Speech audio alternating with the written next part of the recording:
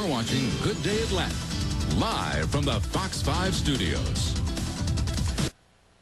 When your mom makes bombs for a living and your dad's dream is to patent and sell door-to-door the world's most amazing keychain, you know you'll grow up with some stories to tell.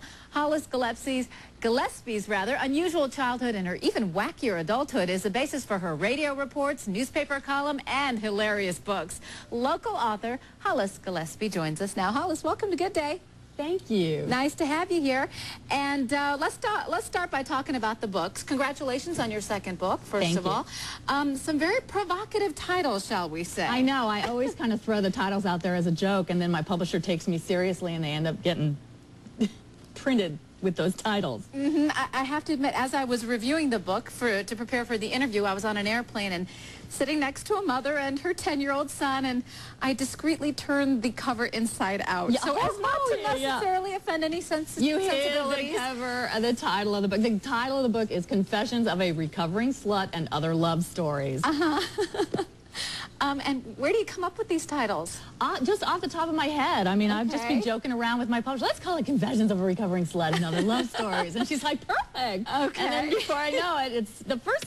before I know it, the book is out. But, you know, I kind of like the picture on the back. That is a great you picture. You could have just showed him this. I should have. That was a surprise. I didn't know they were going to put that on there. It is a lovely picture. and the way the book is sort of set up is it's just kind of slices of your life and people in your life and experiences that you have. Right. It's a succession of stories that are fairly diminutive. They're pretty short. There are about 75 of them. And all of them have a beginning and an end of their own. But taken together, they tell a larger story. And that larger story is? And this is the second book. The first book told the story of basically looking for a home of my own. And it deals with a lot of loss as well as humor. I'm a humorist, but I like to also explore other topics that, you know, like regret and loss, because everybody experiences those things.